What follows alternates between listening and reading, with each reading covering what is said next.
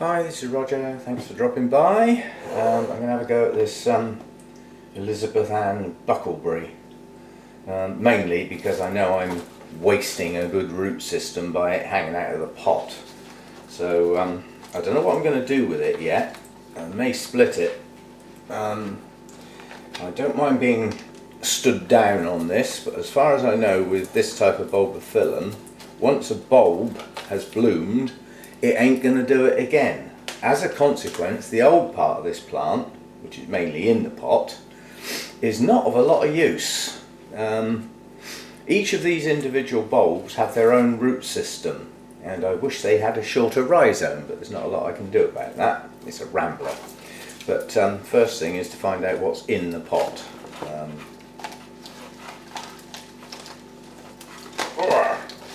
That's if it wants to come out. Simple answer to that is probably not a lot that's going to be kept. It's been put in very chunky bark, and moss has been allowed to grow on the top, which can be quite attractive. I'm not having a go. But there are good viable roots in the pot. It's just a matter of whether I want to keep the older bulbs of the plant that they're attached to.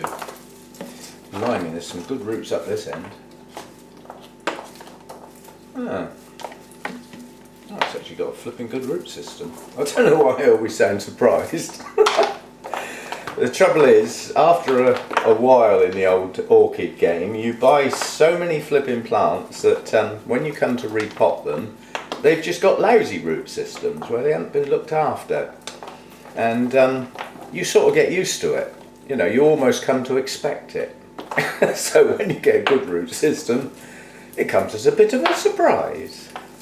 Sometimes a shock. But we have got a lot of roots. But what we've also got is a lot of plant. Now I'm not going to get that in one pot. I have a pot big enough to get it in one pot, but it would be far too big in as much as it would be too deep. Now I could get a large pot and crock it, I suppose. So you know me, I'm obsessed with old sheaths, hidey places, and this is the time when I take advantage of getting them off. Now, given that a lot of the older part of the plant, when I got this, it had 3 spikes on, one of which was damaged, but that was transport.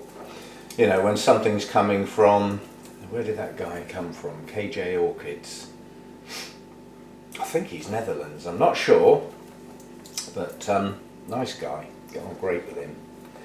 Knowledgeable guy as well, that's what I like. And he grows orchids, unlike a lot of sellers. He does have a proper nursery that he tends, looks after his plants. So if you get something from him, you tend to get something quite reasonable. He, like others, still buys stuff in for a show. You know, if he only relied on his stuff in his nursery, he'd have an awful lot with no blooms on. And although knowledgeable people don't care whether something's in bloom, you know, they're quite happy to take a known plant that they want that's not in bloom. But most of the time at shows, people are after pretty flowers. And they take the plant home and realise they've got nowhere sensible to keep it. And then it goes on the long, slow, lingering death path. Some of them do that whether you like it or not. God knows what I'm going to do with this. It's a plant all over the place.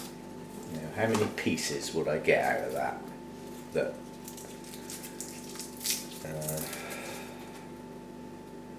That bulb hasn't bloomed. That bulb's bloomed and extended here. Put out a new growth that didn't bloom, but that then put out a new growth. And at the moment, as far as I can tell, that's most likely to be the next one to bloom, but it's a small bulb and it's yet to put its root system out. It's tucked away in there under that sheath, I expect, waiting to sprout. And then that's got another old flowered bulb that is quite capable of pushing out a new growth, because it ends with that bulb. Now let me have another look. As I say, bulbophyllums are a little new to me. does the bulb that's bloomed stop the lead? It would be an assumption, but there you can see a bulb's extended and it's bloomed, and there are no new growths coming off of it. However, that bulb pushed out that new growth, which is just starting its new roots. And that's the sort of thing I want to get in the media. And then that lead goes back to that bulb, which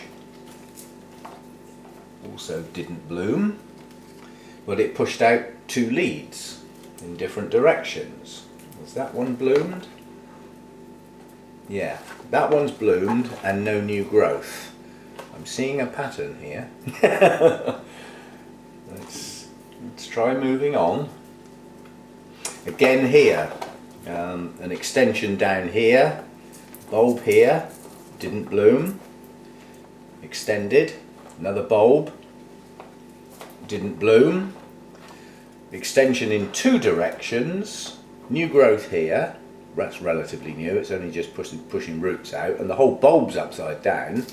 But then again, a bulb, nice big fat one, that did bloom and has no extensions from it. So from what I can see, once a bulb actually blooms, it seems reluctant to push out extensions. But that's shot in the foot by this one, because that bloomed and pushed out, well, what is basically most of the plant. So we'll take that back. I would suggest that once a bulb's bloomed, it has a rest and then possibly shoots out again. So I can't take the risk of assuming that that's the end of the lead simply because it bloomed. But I can't see this going in a pot as a single plant. So I'm going to trim from the back. No, I'm not. I'm going to have some coffee. This is far too early in the day to be mucking about with plants, really. I'm not properly awake, but I have got so much to do today. Okay, to try and get a plant that I can handle, this looks like the very start of the plant. Very old bulb, grew an extension, and all the rest of the plant basically comes from there. So that's the oldest bulb, and given all the moss around the base, it was in the pot, so that's coming off. Now, no looking. Yeah, that's good. Sorry, if ever I get near a rhizome now, the paranoia sets in. But I mean, a plant that's growing as well as this and chucking roots out all over there, I wouldn't have suspected anyway, but nonetheless, while I've got it out, we'll check it. Now, how much of a plant do I want? There's a good bit there that will go in a pot with good roots and a new growth just starting its roots. I'm going to have to split it. There is no choice. God knows what I'm going to do with that bit. It's growing upside down. So I'm going to take that off there, I think. So that's a start point. Nice old bulb with some viable roots to get in a pot. Extended to there and split a bloomed growth, which hopefully will extend, and an extension with roots on. So that will go in a pot on its own as it is. I'm not sure these things actually support each other, so you're going to come off there. I'll do the cinnamon on these things in a minute when I get the pieces that I actually plan to pot. So there's one piece. That's quite a nice piece. Now, what have we got here? There's no way I could get this in the pot without splitting it. The bulbs are all over the place. See, now what do you do with a section like that? If that gets potted and that gets potted, where do these two bits go? That bulb is actually upside down and that one's pointing out sideways. So what can I do with that to get it in a pot? Well, the most important part on there, quite honestly, is the new growth, not the old growths. And the easy way round that would be to take that piece there and stake that. so that the roots get in and sacrifice that bulb. I will still pot it, but it's a bloomed bulb with no sign of extensions, and it's pointing downwards. If that was on my bonsai, it would have come straight off without thinking about it, because it's pointing downwards. But it's got to come off or I can't do anything with the rest of the plant. But I'm still going to pot that. I'm going to end up with a pot full of pieces that hopefully are going to shoot out in all directions. That's my theory, what I have. And that one might end up having to hang over the pot, you know. If you think about it, it's survived an awful long time. A lot of these bulbs were out of the pot when I got it. I've had it a year. Literally to the day, because I got this at the RHS show last year. So this time last year. I'm going to take that piece off. And I will plant those two bits in the pot with their lovely long roots. And then this bit will actually hang out over the side of the pot. I'm happy to do that with this. I think it doesn't mind. I'm not having all those roots. Don't want that. But they're not dead roots. I'm impressed. So there's another piece, and that leaves me this. Well, that bit's obvious, isn't it? This is the new part.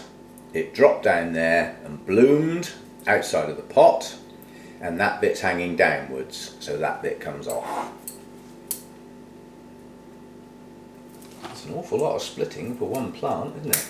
You're all going to say, oh, wouldn't you prefer the mature specimen plant? Well, think about it. When all these pieces grow in their nice new pot, what am I going to have? There you go. Even single bulbs with roots will grow. They'll be set back, but not too much. God, look at the extent of the roots on there. So I'm just taking the any bits of rhizome that are not wanted are coming off. Oh, guess where that went? Straight in me coffee. Oh well. Have I sprayed this? No, I haven't. Always cautious. Right, so I have lots of pieces now, including some back bulbs that will go in the pot. They can go in the middle of the pot, because if they grow, the first thing they're going to do is head out towards the edge of the pot. I wonder if there's a way of actually growing it in an environment where you can reduce the length of the rhizomes that it pushes out. I wonder if there's a way of doing that. You know, whether give it more light or something. I still don't really know how much light these things are supposed to have. And I'm probably sure it's infinitely variable. Right, believe it or not, that lot is going to get squashed into one single pot with new media, and then it can do what it likes. So I'll go and get my media sorted out, get the cinnamon on the rhizomes. Quite honestly, this is the first plant I've repotted where I am not desperate to get the hydrogen peroxide out, because at the moment I see no reason at all. This media is not broken down, there's no sign of any root damage, it's just not required. And quite honestly, the little bit of moss that's hanging around the base of those pseudo bulbs, I'll be happy if that takes off and actually covers the top of the pot. I'll actually like the look of that. Okay, let's have a clear up and get my stuff sorted out. I'll be back in a bit. Sorry, I'll be back. Okay, slight change of plan. You know me, nothing's ever set in stone. Big pot here for the joined up pieces, all in one pot. The 3 single back bulb divisions I'm going to stick in a small pot and see if they shoot out. This is a very popular bulbophyllum, and if all 3 of those grow and can be potted up singly, they'll sell. Because I don't need multiple plants of the same thing. That just doesn't happen much with me, I must admit. Well, what have I got 2 of? I've got 2 Shari babies. That's allowed. Small bark, lots of moss. High moisture, lovers, you know, so the moss has got to go in there, despite the fact it will mean repotting more often. But if you look at the way this thing grows and climbs out of the pot, the chances are I'd have to repot it anyway.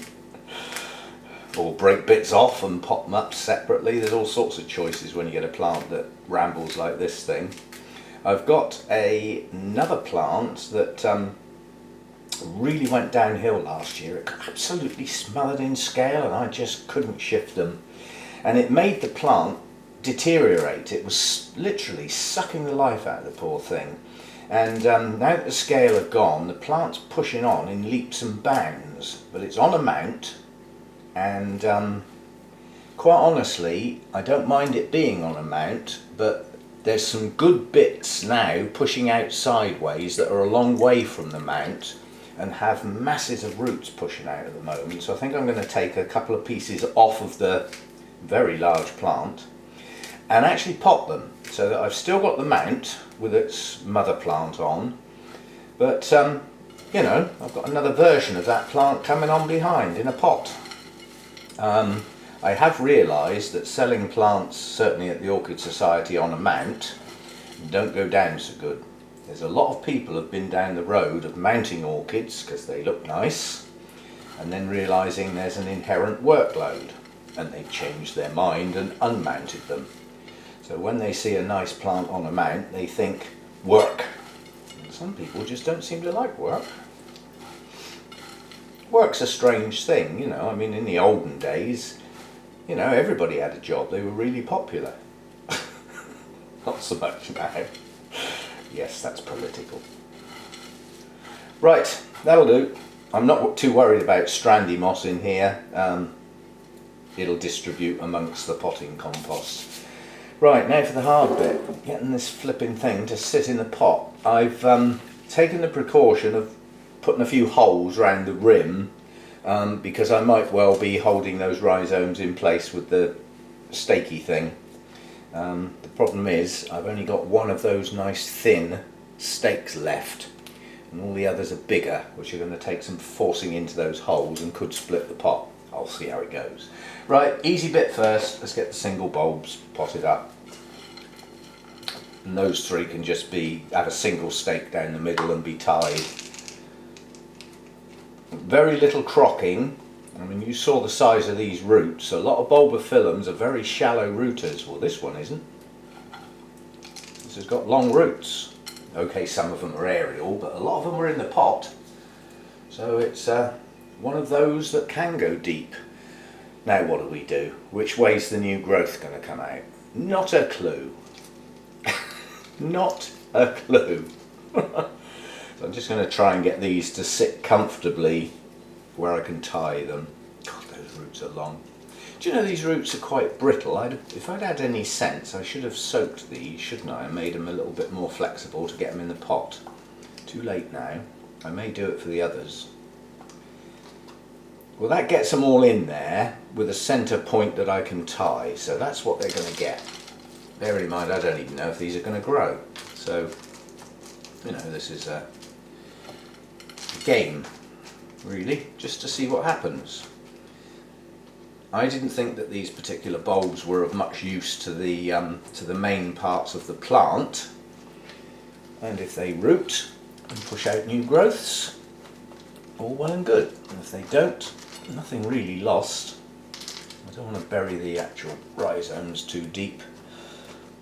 I don't want to squash and crush those roots, because although they, you know, there's a lot of them, we don't want to waste them by crushing them. So I think that's about deep enough. I can just see the base of the rhizomes, and all the roots are in something. And I'll make sure there's a reasonable bit of moss around the top. I think that'll do. And then if I can get a stake down the middle, then I can tie the three together. That stake's going to do naff all. Hopefully it'll be. The problem is the media isn't really compacted enough, and I don't like turning my media into concrete by forcing it down and crushing everything. I think I'm just going to tie them together, quite honestly, and no stake, because a stake wouldn't do much. It just wouldn't, I can tell. It's, you know, it's not a deep pot, and it's not full right up to the top either, so it wouldn't do much. So if we just tie them together, they'll hold each other. They can hold hands.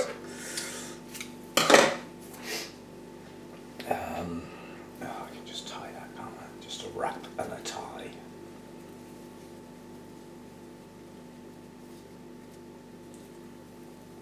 It doesn't need to be tight, as I said. All I want is for them to sit relatively still. The fact that they've got some pretty good roots down in there, they should... Oh, the other thing I've noticed is that the roots are branching. They are capable of branching, so again, I've trimmed quite a few of the tips of the roots off, which will hopefully encourage them to do just that, to produce a better root system. Okay, that's that one done. They are a bit wobbly, but it's just up to me not to wobble it around when I handle a pot. Right, one done. And I've still got a little bit of moss left over, which I think I'm just going to use, because I'm not sure whether I'm going to be potting anything else today. I'm probably going to have a go at the glauca and take it off the mount, and that may well be split into several as well. And the main part of the plant will go back on a mount, definitely. May even go back on the same one once I've sort of sterilised it and everything.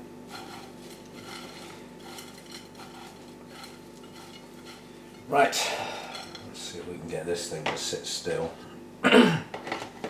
Not too heavy on the crocking, simply because, as like I said, this looks like a more deeply rooted type Bulbophyllum. I know a lot of them are shallow, but so we've got a reasonable coating for the root tips to get into, should they choose. Now I can see where the new growth is on that one. So let's point that at the middle of the pot. So you need to go sort of there-ish. And then put this one in.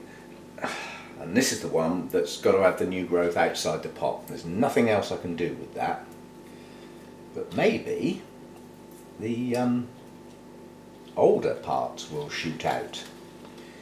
Because they've been so used to sort of being dry that by getting those roots hydrated, they might actually shoot out farther back. God, this is going to be fun, trying to get this to sit still. And then this one is climbing up a little bit. So these two bits in the pot with their roots, and that one is probably, if I can get it to sit above the pot rather than outside the pot, then when it does root, the roots will come down and meet the media and not hang in the air, even though it's going to be in the air at the moment. Alright, and that's about it. Yeah, I've got one bulb that's sinking down that I will have to lift up once I've got some media to lift it up onto. This is going to be fun. Trying to fill in all these little air gaps on this one.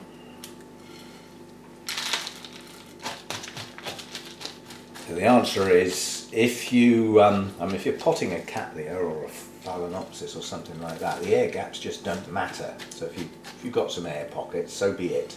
Probably find the roots will head straight for them anyway. But when you've got something that's fine rooted like this that needs to stay hydrated, an air pocket is no use to it. You know, the roots would get into there and then dry out, and that's not what this sort of plant wants.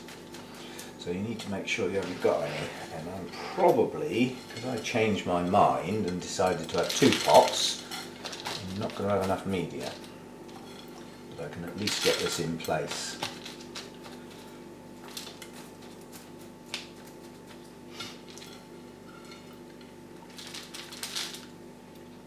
Lovely working with the small bark on fine roots, because as you put it in, you can see it pouring into all those little places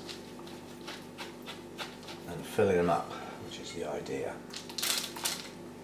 No air pockets for you. But I still want the rhizomes sitting on the top. A few aerial roots that decided they weren't going to go down. Well, please yourselves. But I need to see the rhizome in all cases. But again, they'll lift. And as you lift them, you can get more media underneath to raise them up. Right, so I've got one. Where did that buried one go? Oh, there he is down there. Can I lift him? I might have to put up with one underground.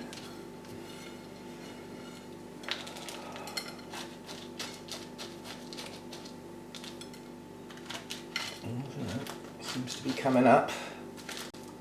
Let's get enough media under there to just hold it upright. Okay, as suspected, I haven't got enough media, so I'll just break off and do a little bit more.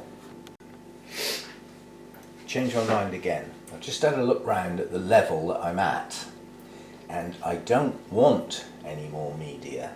I know it's lopsided. You know, this bulb up here is right near the edge of the rim, so it's quite high up, and the other bit that's attached to it is down there. So, well, just don't fill that part of the pot up then, otherwise you bury it. All the rhizomes are visible, except that. Yep, the rhizome even down there is visible. I'm not touching that. All I've got to do is try and get a stake in somewhere. Now this is where the random holes might be in totally the wrong place, but I can see there's a hole there and a hole on the opposite side, and that's actually going to hold three parts of the plant in one go, if it does the job. The whole plant could be a bit low in there, and that this stake doesn't bind on, in which case I just make the hole lower. Yeah, that's not going to grip anything, so I need to make a lower hole. This is what I don't like doing when the plant's already in the pot, but needs must. If I get that in about there, this is where it goes in straight through my finger and everybody faints, because that would spurt a bit. At the end of that's pretty sharp. It's been done before. Now the idea is to come in from there. Actually, I'm going to come in from the other side with the pointy end of the stake, and then I can point it upwards and pull it down into that new hole I've just made. That's my theory.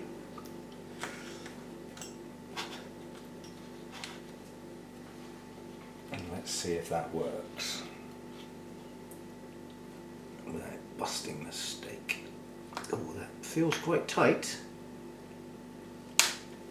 Gotcha. That's not bad. It's certainly holding those two rhizomes. That one's not loose anyway.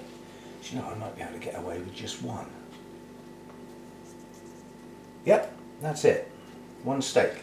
Oh, that was a bit of luck. And that was luck, not judgment. Don't give me credit for something I didn't earn. That's random holes and random potting of the pieces without any regard for the holes whatsoever. They just happen to be in roughly the right place. Now I'm quite happy with that. I don't know, let's have a look if we can get a little bit closer. If we look at each bulb in turn, this one is a new one. I'm just going to raise that one up. That's the only one I'm not happy with. So this bulb's sitting quite nicely on the top. This one is slightly in the air, but its roots are in the media. Coming round to this side, this is a lead. That's the one that's just about to start pushing out its new roots. Those roots will go straight down in the pot, not over the edge. That one's sat on the media. That's slightly low, but not enough to worry about. That one's sat on the media. That's slightly high, but the roots are in there. Yeah, and then you can see the roots extending down on that one, and that's the only one that's left hanging out the side. All on its own, son. Well, you can do your own thing. Bearing in mind, as I said, this pot's lived for a year with most of the active growth outside the pot. So I'm sure it's going to be happier in the pot, which is where it ought to be, really. I don't think bulbophyllums naturally have too many air roots. It's just the way we grow them. You know, naturally these extensions would probably find another piece of tree covered in moss and go straight in it. And that's how they climb. I've seen time-lapse photography of a young orchid on a branch. Lovely moss and some ferns and things, and it very, very young plant, and somebody must have taken a photo every month or something, and it grew, and then it started to extend, and the extensions that went, it was slightly on the side of the branch, the extensions that went upwards towards the top of the branch withered and didn't do very well. The extensions that went out sideways and downwards did brilliantly, until the whole plant crawled from just off the apex of the branch down to the side of the branch and slightly underneath. It made its way away from the light, and it took years, but it gradually moved round the branch to the bit it was happiest in. That's clever. I don't know who had the patience to keep going back and doing that and filming it, but perhaps it was in a little bit of jungle forest that was at the bottom of the person's garden or something. Yeah, some people do live in jungle forests. I'm quite happy with that. Right, now we can watch for new growths, because there are 2 new growths. Oh, I just wanted to lift that bulb up, didn't I? Because that is a new one. He is a bit low. So I'll just see if I can tuck a bit more underneath and raise it. You'd think it would be easier to take some media out, but it's not. It's easier to pull the bulb and put media underneath it to raise it, and then just make sure the base of the bulb is out of that. Yep, that's better. You can actually see the base of the bulb now. Yep, happy with that. So that's that one done. Good soaking now, and then leave it for a bit, because a lot of those were aerial roots, and if they stay absolutely soaking wet, they may not make it, because the transition from aerial roots to, sort of in media can sometimes damage roots, and they take a little while to adjust. You horticulture people would know all about that sort of thing. The transition from one to the other sometimes damages the roots. Some of them just don't make it. They don't like the change. So, this will be allowed to get almost dry in between waterings and give those aerial roots time to acclimatise. Right, that's one done. Thanks for watching. Hope you enjoyed that. As I said, it's a strange way to repot a plant, break it up in lots of pieces, but I think it'll be happier.